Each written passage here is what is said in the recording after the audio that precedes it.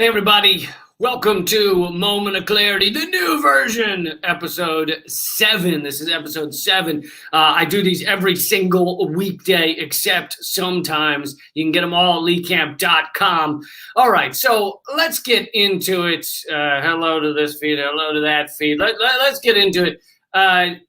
Now, there's a new study out of the World Bank, and I don't normally turn to the World Bank for information. That's like turning to an alligator for a pedicure, which I assume would go poorly. Even if he wasn't hungry at the moment, I can't imagine he could maneuver those weird claw things into painting toenails without getting the nail polish all over the place. And then you're in the situation whether you tell a fucking alligator that he totally destroyed your pedicure, or do you let it go because, well, you know, the whole teeth and the biting thing.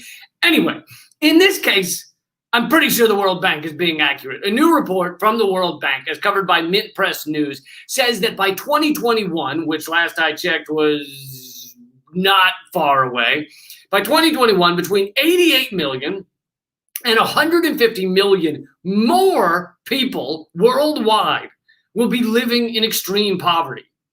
And extreme poverty doesn't mean your apartment only has 2 televisions so you can't watch The Price is Right when you're in the tub. Extreme poverty is the real shit. This is the living on the streets and digging through the landfills kind of shit. A lot of Americans love to, say, oh, I'm broke. But most of us don't mean really broke. Most Americans, when they say I'm broke, they mean I can't order Thai food tonight, at least not with the extra spring rolls. And without the extra spring rolls, what's the point? What's the point? But that's not extreme poverty.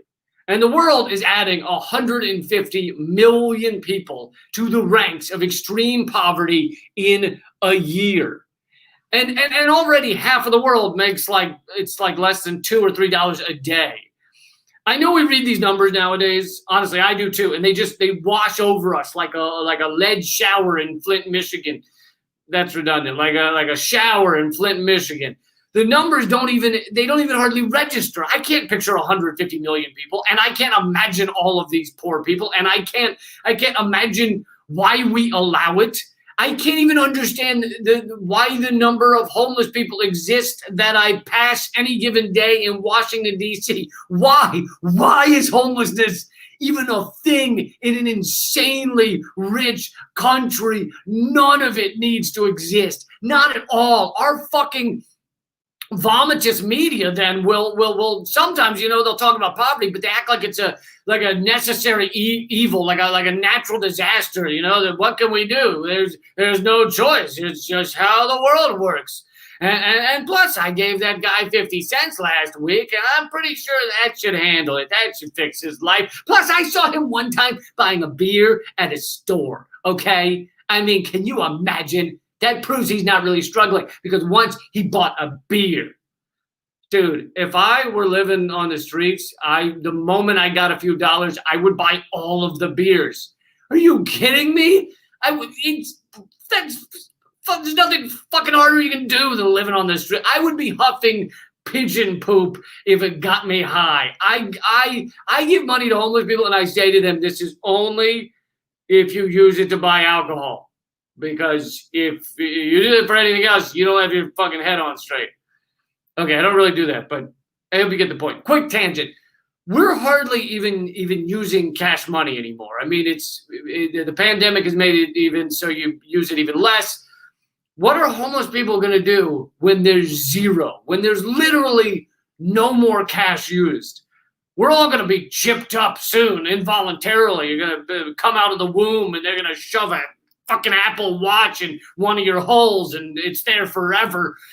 Pay for our lunch by blinking in a certain way or waving our hand chip at the register. So when someone on the streets at that point asks for $1, what will I do? Do I wave my hand at them? Do I swipe my hand down their ass crack? Is that the chip reader? I'm just saying, these are things we got to start thinking about. Point being, the corporate hacks, and I include politicians in that, not just the media, pretend this is just how the system goes. But that is a complete lie. We live in a post-scarcity world. There doesn't have to be scarcity anymore. There's enough food, water, housing, shirts, shoes, Pop-Tarts, and opioids for everyone. If we distributed it properly, like fucking adults, it's all there. So what do the ruling elite have to do? They have to create scarcity where there is none. They have to tell us there's not enough money for houses, even though there's vacant houses everywhere. They tell us there's no money for schools, even though there's plenty of money for schools. iPhone has to make sure their phones crap out after a few years to create scarcity. Recently, they admitted they've been diminishing the battery life intentionally so that people go and buy new phones. We have to create scarcity, convincing people that their old clothes aren't good enough. They don't serve the purpose after one season. Oh my God, that scarf is so last year. I can't believe you would wear that. You should probably just kill yourself right now. Because being in that scarf, it's worse than death. I would give you mine, but I hardly see the reason since you're about to kill yourself. Don't worry. For the wake, we'll dress up your body in something more fashionable. I mean, Amazon, as I mentioned before, Amazon burns and destroys millions of products a year just to ensure scarcity. The diamond industry has to convince everyone that your fucking wife expects a new diamond every year, when in fact she should probably expect one never. Because what's the point? To live up to the expectations foisted upon you by lame commercials? And I said wife, but if your husband expects diamond, fine. If he's into diamonds, whatever your thing is. But speaking of not scarce, diamonds aren't scarce either. I did a whole bit on my last comedy special, and if you haven't seen it, then what's your fucking problem? I told you guys to watch the damn comedy special. In order to watch this video, you had to do your homework, which was to watch the comedy special. And it's not scarce.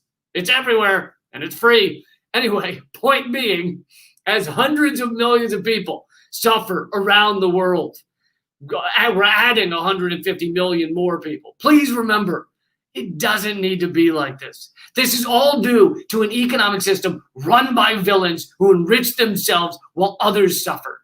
They use every disaster to further suck money out of the system. This system is bullshit. It's bullshit. Start seeing outside of the system, even if it means you have to walk around all day with this face.